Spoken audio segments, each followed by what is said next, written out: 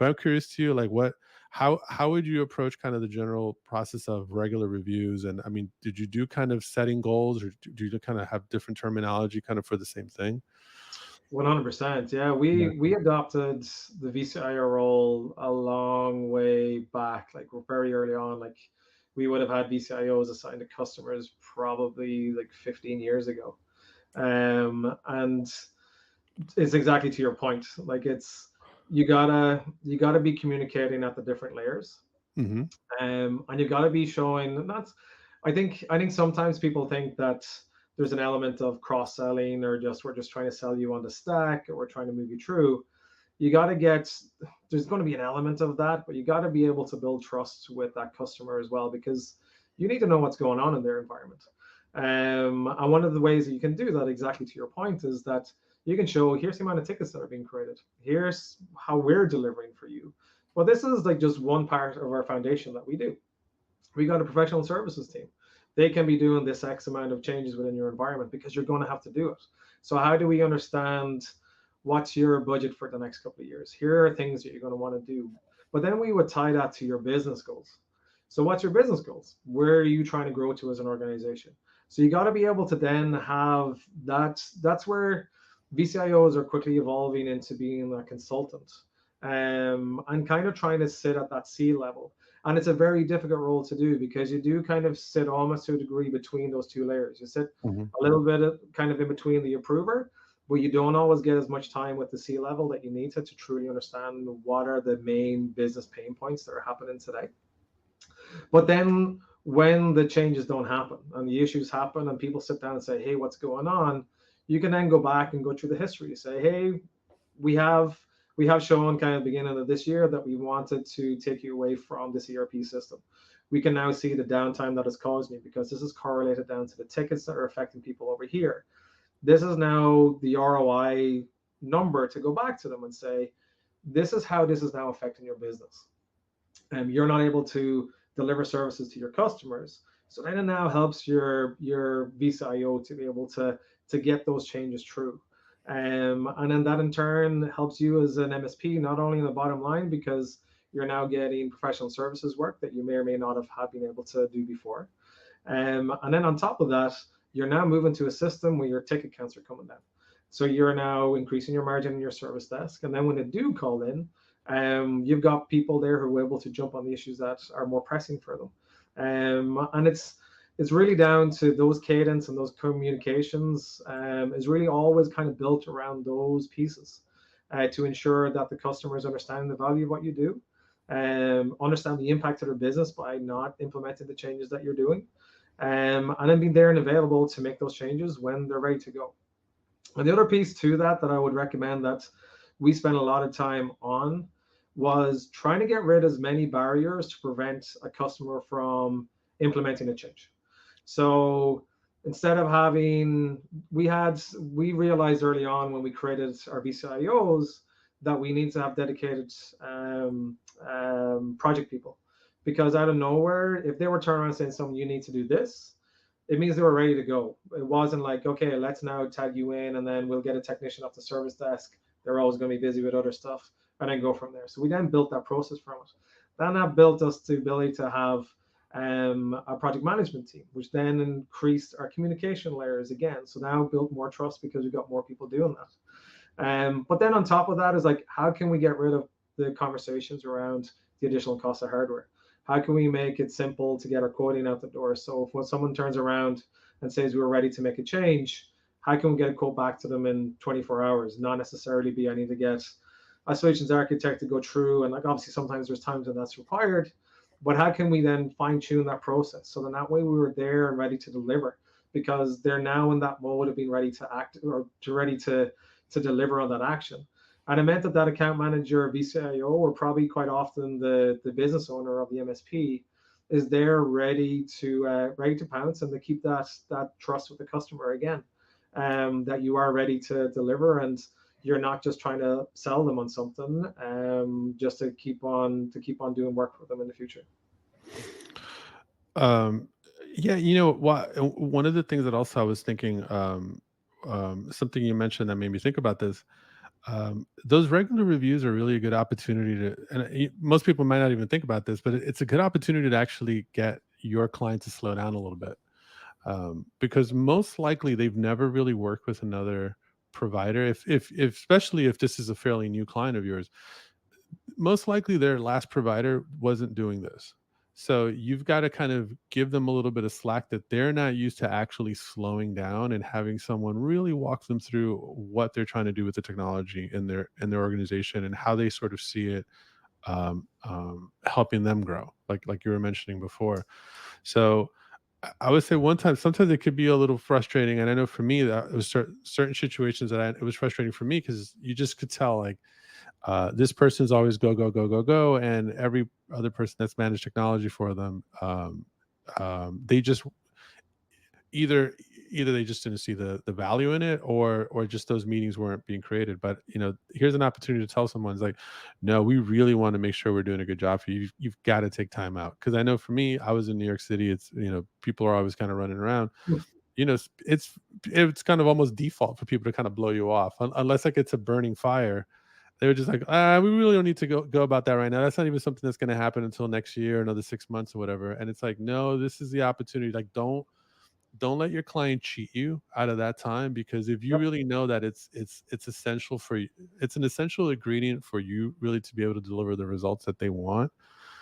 You've kind of have to fight for it and make sure. And I remember a couple times, like, we started working with the client, and they would fight us to give us, a point of contact. so so forget C-suite. We were just trying to get a central point of contact. And it's like, you realize if something goes down, now we got like 20 people calling in, or 20 people emailing. That's not fair, because now there's no one internally being able to sort of like clarify, like, okay, there's a system that's being changed, or it's down right now, whatever. Especially if it's a situation like things need to be communicated quickly back out to your client. Yeah. That that's tough. So, I think we've all heard the left hand doesn't know what the right hand's doing. exactly. We feel very quickly that as like service providers, we're firefighters at the end of the day Yeah, to like and it's we're easy to solving default problems to for that. people. Exactly, we default to that and we run to Yeah. the fire. So we forget about the communication from time to time, especially when there's a technical issue that's going on. But then also, I think as MSPs, we forget to align that our customers are having different business issues going on at that time. So we do have to evolve our conversation to align with what their business goals are and what problems they're trying to truly fix as well. Because that's incredibly important for getting the trust to allow them to say yes, but then to ensure that you are actually aligned with their vision for the goals that they're trying to achieve in the next 2 to 3 years. So that they're very tied to each other. And then I don't know where things happen. Like a pandemic happened. I don't know where people went off and bought, I don't know, 500,000 laptops and sent everybody to work from home, Right. which I hope that everybody is still remembering that was like 3 and a bit years ago. So start getting ready to replace all those laptops. Right. So like Right. there's a lot of impacts from those things, and that comes from our firefighting way of thinking and doing all those different pieces. Yeah. And we sometimes just run to the customer who's shouting that little bit more, and then to a degree we forget. So exactly to your main point here, keeping that cadence, keeping the communication, keeping the relationship, adopting to what their problems are with their organization, but also not allowing them to cheat you out of the problems that you have in your organization too. And that comes from the transparency of how you're delivering service as well, what issues you're having with delivering of service. And because again, there's always pain points, and quite often those pain points tend to happen when you're being servicing someone for a long period of time, because people have changed. The CC suite who signed off initially may not be there anymore, or that approver may not be there anymore. So we sometimes forget that you got to re-onboard that customer. You got to resell them on the value. You got to retell them how do we deliver that service. You got to re-go through that whole process again, and that's when it becomes beneficial for you, and you're doing the same process across everybody again, and it's giving you the opportunity to serve and support them better. And and I think one, like, and I think we could kind of finish on this note. You brought up the concept of, it's a simple concept, but you brought up the concept of the trust bucket earlier. And to me, at the end of the day, all of this equates to, making sure that you're setting expectations right, and making sure that your customer experience overall is as great as it can be. I think it really all boils down to that. Like, the end result is really making sure that you continue to maintain that trust with your client, and ideally all the key people at your client. Because I'll be honest with you, I think one of the things that, especially if you're still a growing MSP, that trust, you're going to need to cash it in sometimes. If something just didn't happen exactly the way the client wanted it to, ultimately we're all human, and this is a service based business. As for all the effort that you put in, sometimes, like, just the client expected one thing and you delivered another. And once you've built that trust with people, they're a lot more forgiving. And you might be the smartest engineer coming out of MIT, and know everything's backwards and forwards, but if you just haven't taken the time um, to continue that trust. So, I kind of just wanted to start off with you, but like I said, we can probably wrap up here. But if you could elaborate a little bit on kind of like your experience, and kind of just with the trust bucket, and maintaining it, and how you start off with it. No, indeed, it's to a degree. It's like we would always call it in there, as you've said, like a trust bucket, and your trust bucket is at its fullest when you first start with your customer. So when you onboard them, what that process is, everything to that, it's even how you deploy your tools. So imagine if you deploy your tools and I don't know where all the servers switch off at a time that you're not expecting it to happen, and like, it's automatic. There, as you said, the first, like, it's okay. We understand. We're changing this out. We expect that. But then, as those little things continue to happen, it starts eroding. So you uh, got to be doing other stuff to I, build that trust. I had to reset switches, more than once, uh, in the middle of the day. Yeah, it And happens. It completely happens. yeah, And as you said, we're human. We deliver a service. It's incredibly there's so much out there that we're trying to understand. And when you start out with a customer, you want to have them like be aware that we don't fully understand your environment just yet. But in the 99% of times that we have deployed out our tool sets, this has never happened before. So we might experience this, but again, it's like set that expectations up front. Um, but then you got to really be delivering on communication after that, whether it's the cadence with your customers, about how do I bring them through that. And then that's why, as I said, we concentrate on those layers, because you will really start to understand pretty soon that you get pushed into one layer primarily where you're doing the majority of your conversations with, and that's hmm generally that approver layer in the middle. You're talking about your tickets, you're talking about these pieces, and then they're the inter between the VIPs, the C level, and then the majority of end users who are the people who need help most when they've got an issue that's going on. So if you're not continuing to have your communication levels between all those layers, it becomes, that's when the noise starts to build. And we could quite understand quite quickly. And you've got a couple of metrics that you can look at that'll actually tell you that there's problems going on. It was interesting. You talked about having the amount of tickets being generated. right. I don't know where you can look at if there's not a lot of tickets being generated, and you haven't done an awful lot of changes within their environment recently. And out of nowhere, you can determine it's like, okay, there's something that's going on with our core layer of people that we're trying to support here. They are not communicating with us, or there's a stop point. So how do we understand that? How do we bring that up? How do we get in front of that as well? By the way, But even that's a really important point what you just made. When tickets are not coming in. exactly, it's a huge indicator to tell you that there's a problem. Yeah. But then Right. also as well, you can see at the higher level, when out of nowhere you're no longer delivering the changes you want to make within the organization. You're not seeing those original people who signed the dotted line on the agreements. That's another indication too. That's letting you know that what you're bringing to those meetings at those times, or the cadence of those meetings, maybe it's too many, and it doesn't resonate with them. They don't feel that they're getting value out of that meeting when they sit down and do it. So then you got to understand, do I break that up into two different types? So one, breaking into, hey, we're going to do a service meeting every quarter, and then we're going to do a strategy meeting every 6 months. So then that way they understand that they're getting into the nuts and bolts.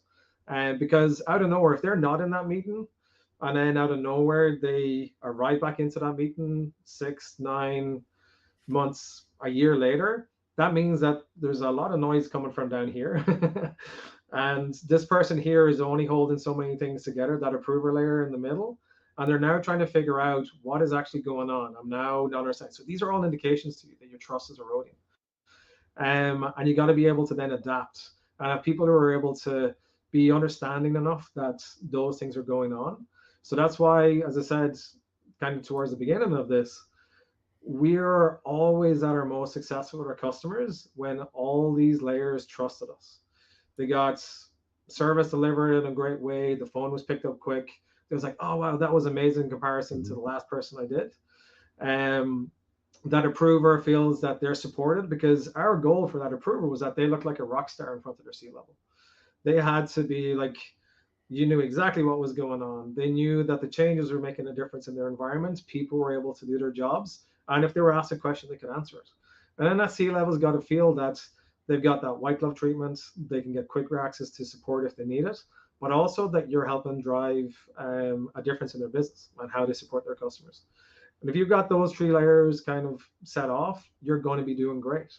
But then as an MSP, we've also got to evolve this through all the headwinds we deal with, whether that's market changes, new tools coming out, new security threats, the changes in staff turnover.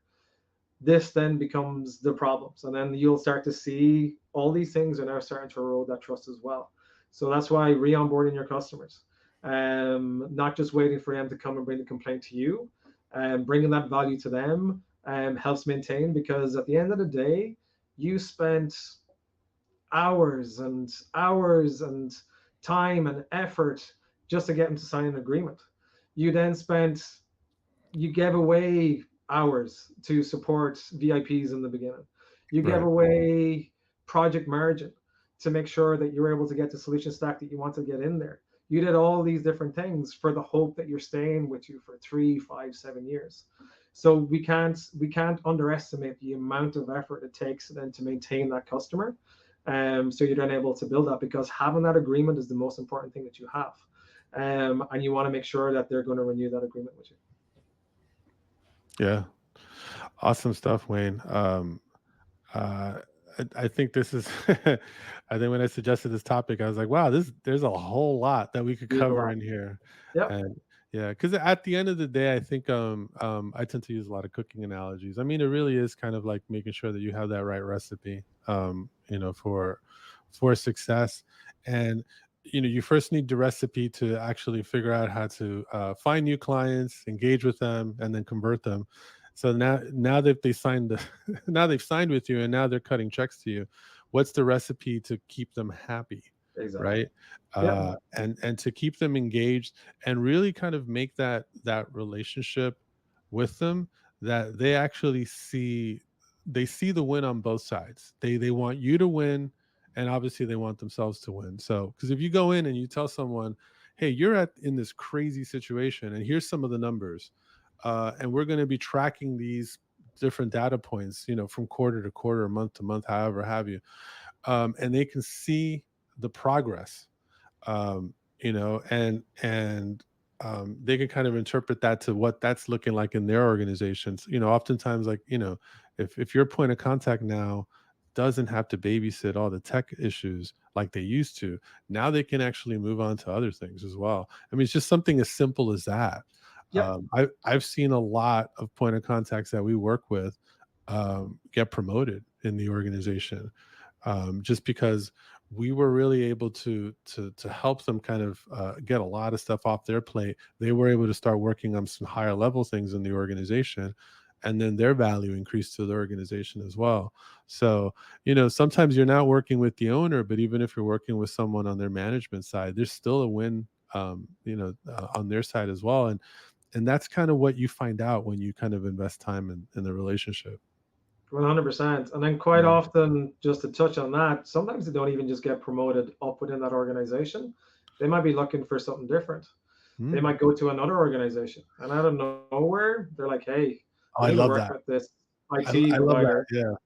Yeah. it's It's very not it's only a very referral, but yeah, they're totally already bought into how we yeah, work. So, yeah. exactly. They already know it's actually the easiest onboard that you will ever do because they understand how it is. They've already set the expectation with their C level. It's absolutely a phenomenal way to be able to transfer and bring in another customer. Because yeah, these are the people who are in line, as you said, to take over the management roles within these organizations. They're trusted by their owners. But then also as well, you got to remember like those owners are also entrusting us to show their staff that they made the right decision in picking you as a service provider. Right. They're entrusting you that you are actually going to keep their business up and running and they're servicing their customers. Because quite often we do tend to forget that they've got someone screaming at them on their side Mhm. about their delivery of stuff. And their tension levels are incredibly high. And like I actually just had a conversation with a new MSP, which was just well, they're a smaller MSP, but they've only been around a couple of years. Mhm. And they were asking me like, how do we sit down and show people the value of what we bring? And I said, when was the last time you actually walked around their office and saw how they worked? And I said, like, first of all, do they actually all work from one office? He was like, yeah.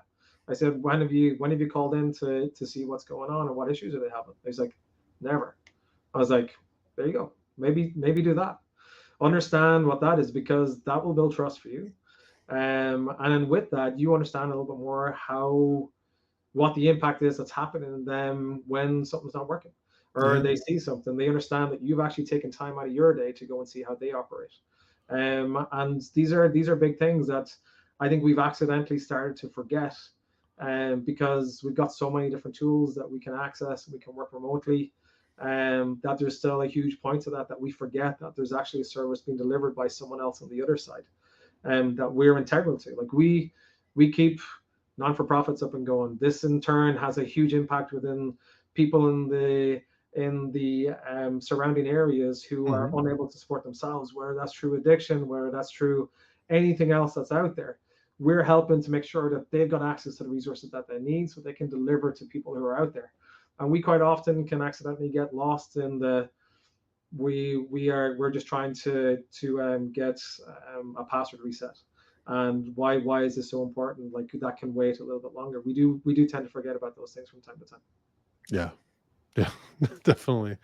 But yeah, that's a great point you made. I mean, I think for us, unfortunately, not all of our clients would take us up on it, but we would always want to actually meet with the department heads. So if it was a good sizable organization, I mean, we would even do sort of like an open house type of thing that, as many people that we can get into a room. And sometimes, if it was a really big organization, we might have to do more than one of those sessions.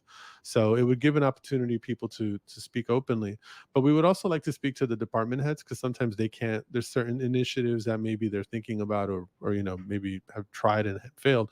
And I'm not talking about you're going to switch platforms right away, Yep. but see where they're at. If they're like, oh, I this is not the platform I prefer to work on. I'd like to look into something else, and get a little bit of feedback from them. And it's like, all right, that's something you could put in your pocket. That might be something that you want to add to their plan for the next 2-3 years or whatever. But you find out all these really interesting things about speaking with people, and sometimes they have a lot to say, but no one's asked them. Yep. So just taking the time out to kind of ask those questions, and just check in with them. It doesn't have to be often, but obviously do it early in with the new engagement. But then at least keep doing it on annual, like stuff like department heads and so forth. Because people, their needs change. Sometimes there's a new person now in charge. Um, Whatever it is, I think those are the really things that set you apart. And I think so many MSPs, they kind of struggle early on, is like, well, kind of how do we set ourselves apart? It's like, in some ways you really don't have to, because you really start thinking about it.